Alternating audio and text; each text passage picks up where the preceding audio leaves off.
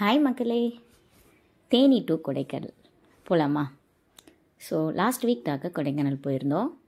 அப்போ எடுத்த வீடியோ தான் இது எல்லாமே. ஸோ தேனி பார்த்திங்களா எவ்வளோ பசுமையாக இருக்கும், ரெண்டு சைடும் புளிய மரத்தோட அந்த அழகை காட்டணும்னு தோணுச்சு.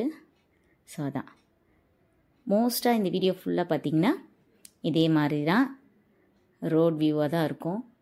ஸோ ஃபஸ்ட் டைம் கொடைக்கானல் போகிறவங்களா இருக்கட்டும், அதே சமயம்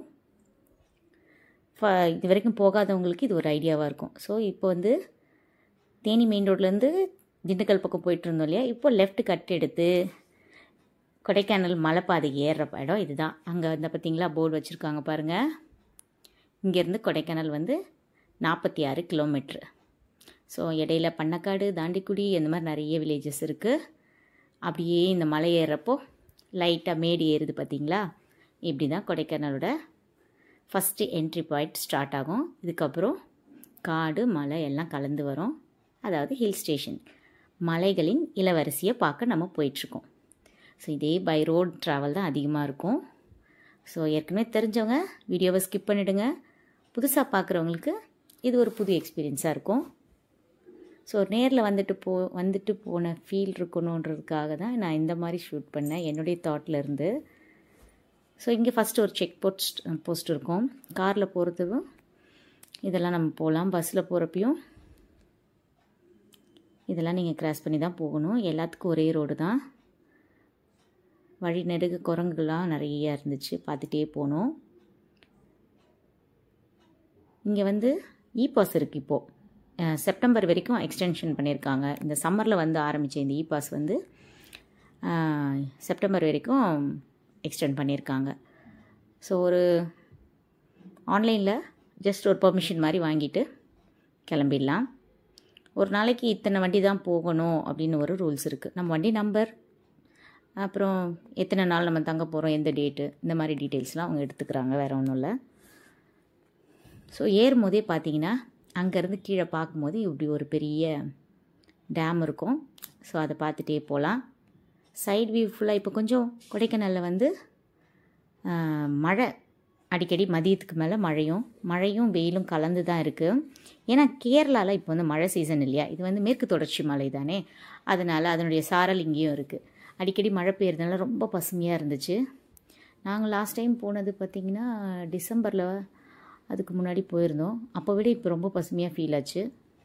ஸோ இந்த டைம் போனது ஜூன் எண்டு. ஸோ ஆல்மோஸ்ட் இப்படியே தான் இருந்துச்சு ஃபுல் ட்ரைவ். கொடைக்கானல் போய் ரீச் ஆகிற வரைக்கும் இதே மாதிரி தான். காரில் செல்ஃப் டிரைவிங் போகிறவங்க ரொம்ப சேஃபாக பொறுமையாக ஓட்டுங்க. அவசரமே இருக்கக்கூடாது. எப்பயுமே மலைப்பாதைகளில் ட்ரைவ் பண்ணுறவங்க டிரைவிங்கில் ரொம்ப கவனத்தோடு பொறுமையாக போகிறது எல்லாருக்கும் ரொம்ப ரொம்ப நல்லது. நமக்கும் நல்லது, நமக்கும் எதிர வரவங்களுக்கும் ரொம்ப நல்லது. ஸோ அதை மெயின்டைன் பண்ணிக்கோங்க. ஸோ டிஃப்ரெண்ட் ஆங்கிளிருந்து எடுத்திருக்கேன். ஒவ்வொரு ரோடு கிராஸ் பண்ணும்போது கட் பண்ணி எடுத்திருக்கேன். ஸோ இப்படியே தான் இருக்கும் கொடைக்கானல். நீங்கள் பஸ்ஸில் போனாலும் சரி, காரில் போனாலும் சரி, ஸோ எதில் போனாலும் இப்படி இருக்கும். அழகாக இந்த கிளைமேட் ப்ளஸ் இந்த மரம் செடி கொடிகள் இதை வந்து என்ஜாய் பண்ணுறது தான் இந்த கொடைக்கானல் ட்ரிப்பு. அங்கே போய் நிறைய டூரிஸ்ட் பிளேசஸ் இருக்குது. நீங்கள் நிறையா கூகுள்லேயோ நிறைய வீடியோஸ் அண்ட் வ்ளாக்ஸ் யூடியூப்லேயோ பார்த்துருப்பீங்க. கூகுளில் சர்ச் பண்ணாலும் உங்களுக்கு லிஸ்ட் ஆஃப் டூரிஸ்ட் பிளேசஸ்லாம் வரும். நான் அதெல்லாம் இங்கே கவர் பண்ணலைங்க. ஜஸ்ட் நாங்கள் ஒன் டே ட்ரிப், நாங்கள் தேனிங்கிறதுனால பக்கத்துலேயே ஒன் டே ட்ரிப் போயிட்டு லேக் ஏரியாவும், அப்படியே பக்கத்தில் சண்டே இது வெஜிடபிள் மார்க்கெட் இருக்கும், அதை வந்து பார்க்க போயிருந்தோம். மழை காரணமாக அதுவுமே பெருசாக பார்க்க முடியல. மழையினால் ரொம்ப சகதி இதுவாக இருந்துச்சு. ஸோ ஓரளவுக்கு தான் அங்கே கடைகள் இருந்துச்சு, அதை லைட்டாக கவர் பண்ணியிருக்கேன். நாங்கள் லோக்கல் விசிட் தான் ரொம்ப பிடிக்கும். ஸோ இப்போ பார்த்தீங்கன்னா நீங்கள் இதுக்கு ஒரு ஐடியா வேணும் எப்படி போகலான்னு நினச்சிங்கன்னா, ஏர்லியராக ரீச் ஆகிட்டிங்கன்னா கொடைக்கானல் ஃபஸ்ட்டே இந்த அவுட்டரில் இருக்கிற, ஸோ இதுக்கு இடையில என்னென்னு பார்த்தீங்கன்னா சைட்லலாம் இந்த மாதிரி நிறைய பழங்கள், அங்கங்கே விளையிற பழங்கள்லாம் வந்து வச்சுருப்பாங்க. நீங்கள் பஸ்ஸில் போனால் அதை அக்சஸ் பண்ண முடியாது. மேபி கார்லேயோ டூ வீலர்லேயோ போகிறவங்களா இருந்தால் நிறுத்தி வாங்கி பிடிச்ச மாதிரி பழங்கள் வாங்கி சாப்பிட்டு போகலாம். நிறைய வெரைட்டி ஆஃப் பழங்கள் இருக்குங்க. இந்த பழம்தான் கிடையாது, இந்த மலைகளில் விளையக்கூடிய பழங்கள் எல்லாமே அங்கே இருக்கும். அதுதான் நம்ம போகிற வழியெல்லாம் வாங்கி சாப்பிட்டுட்டே போகலாம். அதில் எங்களுக்கு பலாச்சோளை வாங்கி சாப்பிட்டோம் நாங்கள் அதில். ஸோ ஒன் டே ட்ரிப்புக்கு நீங்கள் எப்படி பிளான் பண்ணலான்னு பார்த்தீங்கன்னா, ஏர்லியராகவே போயிட்டிங்கன்னா ஃபஸ்ட்டு அவுட்டரில் அந்த கூட்டம் வந்து சேர்கிறதுக்குள்ளே இந்த குணா குகை இந்த மாதிரியான பிளேஸ், இந்த ஃபைன் ஃபாரஸ்ட் இதெல்லாம் பார்த்துட்டு வந்துடலாம். இப்போ இந்த இடம் என்னன்னு சொல்கிறேன் பாருங்கள். இது வந்து நம்ம கொடைக்கானல் ஆல்மோஸ்ட் ரீச் ஆகிட்டோம். இதுதான் சில்வர் ஃபால்ஸு. இந்த ஏரியாவை நீங்கள் கிராஸ் பண்ணாமல் நிறுத்தாமல் போகவே முடியாது. ஸோ அவ்வளோதான். இந்த இடத்துல பெரிய நீர்வீழ்ச்சி, நிறைய தண்ணி வரும். இந்த அளவுக்கு நாங்கள் போகிறப்போ வந்துட்டு இருந்துச்சு. இங்கே நின்று நிறைய பேர் ஃபோட்டோஸ் எடுத்துகிட்டு இங்கே கிடைக்கிற ஸ்நாக்ஸ் ஐட்டம்லாம் வாங்கி சாப்பிட்டுட்டு தான் இந்த இடத்த கிராஸ் பண்ணுவாங்க. ஸோ கொடைக்கானலோட ஃபஸ்ட்டு ஹாப்பியஸ்ட் பிளேஸ்ன்னு கேட்டால் இதுதான். நம்ம உள்ள ஊருக்குள்ளே என்ட்ரு ஆகிறதுக்கு முன்னாடியே சில்வர் ஃபால்ஸ் கிட்ட நின்றுட்டு எல்லா வெரைட்டி ஆஃப் ஸ்நாக்ஸையும் அவங்கவுங்களுக்கு பிடிச்ச மாதிரி வாங்கி சாப்பிட்டுட்டு அப்படி இங்கேருந்து கிளம்புனோம்னா இங்கேருந்து ஒரு 7 கிலோமீட்டரில் கொடைக்கானல் போயிடலாம்.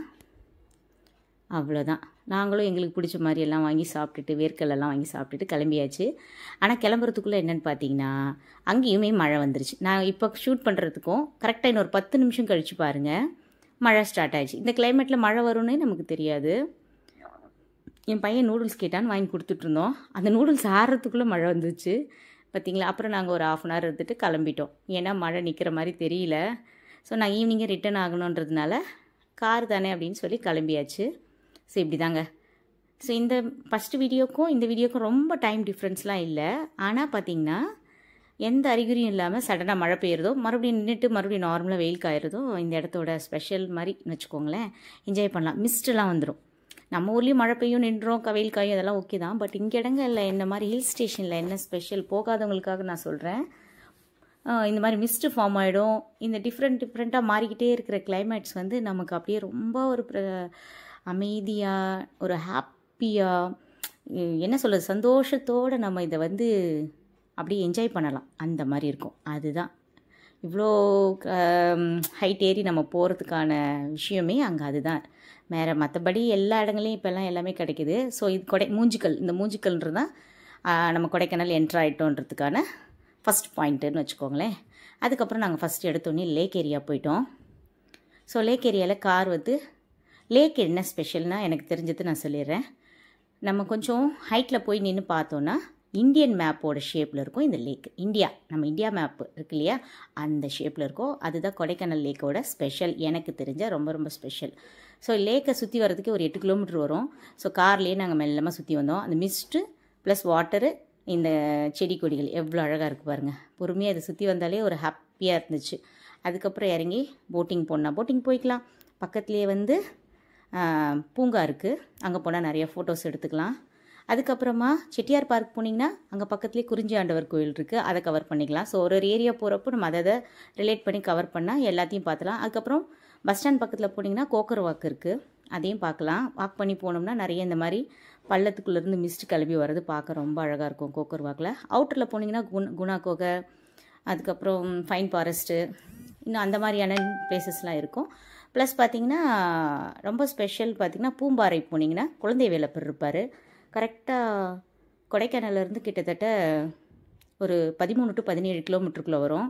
அதுவுமே ரொம்ப அருமையான ஒரு வில்லேஜுங்க, ரொம்ப அழகான ஒரு கிராமம். போனீங்கன்னா கண்டிப்பாக மிஸ் பண்ணாமல் போய் பார்த்துட்டு வாங்க. ஒரு 2 நாள் தங்குற மாதிரி போனீங்கன்னா இந்த எல்லா பிளேஸுமே நீங்கள் கவர் பண்ணிடலாம். ஸோ எனக்கு தெரிஞ்சு இதுதான் கொடைக்கானல் பற்றி. நாங்கள் அடிக்கடி ரெகுலராக போகிறதுல இதெல்லாம் நாங்கள் ரெகுலராக போகிறதுனால டூரிஸ்ட் பிளேஸுங்களுக்கு முக்கால்வாசி டூரிஸ்ட் அட்ராக்ஷன் பிளேஸஸ்க்கு போகாமல் நாங்கள் அமைதியாக நடந்து போயிட்டு அப்படியே அந்த ஊரோட அழகை ரசிச்சுட்டு வர்றது மட்டும் எங்களுடைய அது ரெகுலரான எங்களுடைய இதுன்னு வச்சுக்கோங்களேன், பழக்கம். வேறு ஒன்றும் இல்லை. இது வந்து இது எல்லாமே லேக் ஏரியாவை சுற்றி இருக்கக்கூடிய கடைகள்.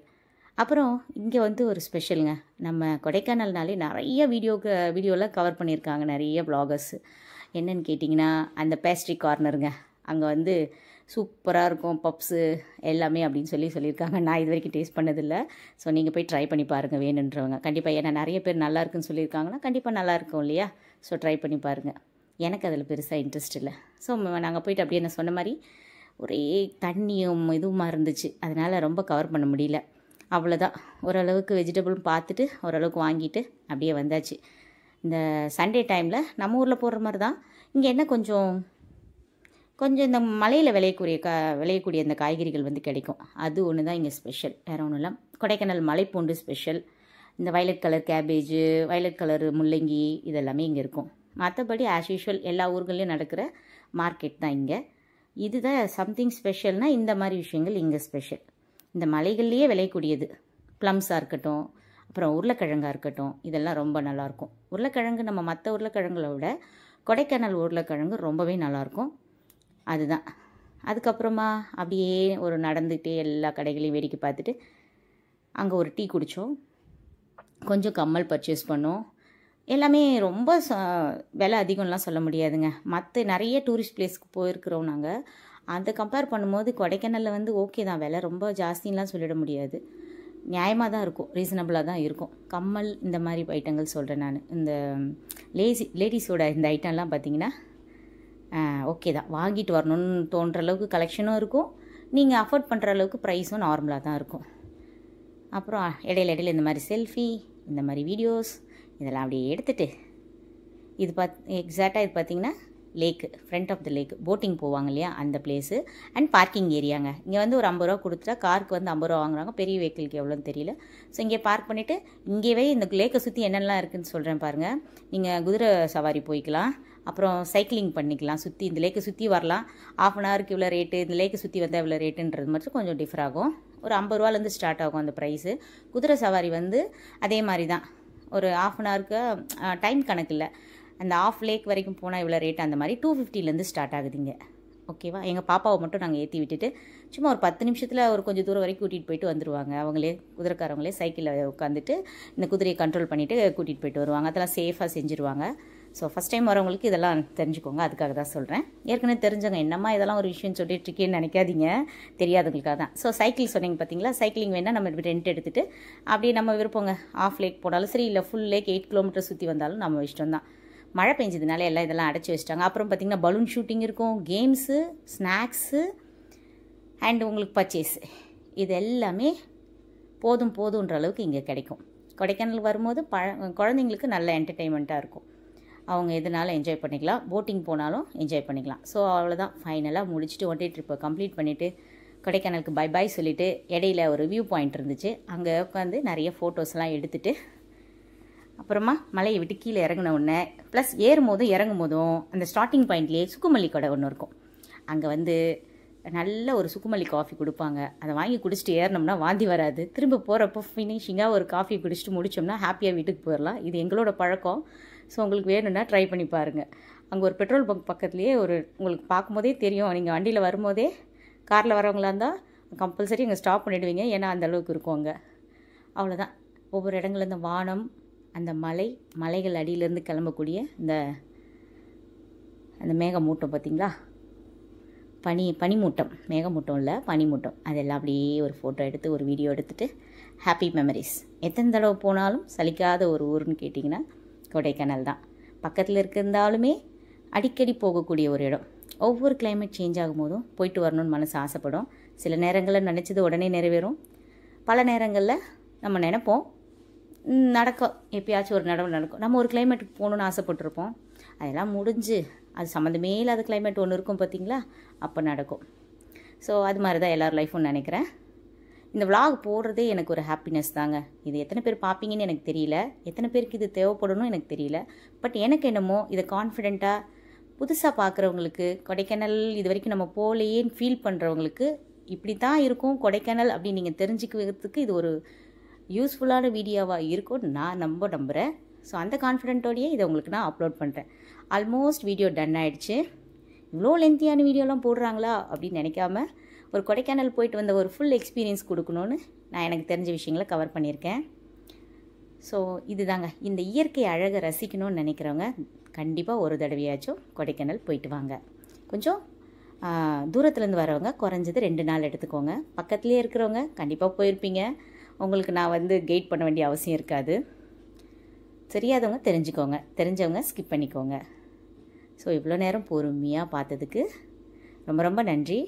இந்த வீடியோ எதாவது யூஸ்ஃபுல்லாக இருந்துச்சு நீங்கள் ஃபீல் பண்ணிங்கன்னா இந்த சேனலை சப்ஸ்கிரைப் பண்ணி ஒரு லைக் கொடுத்துருங்க, சப்போர்ட் பண்ணுங்கள். ஸோ டிரைவிங் பண்ணும்போது சேஃபாக டிரைவிங் பண்ணுங்கள்.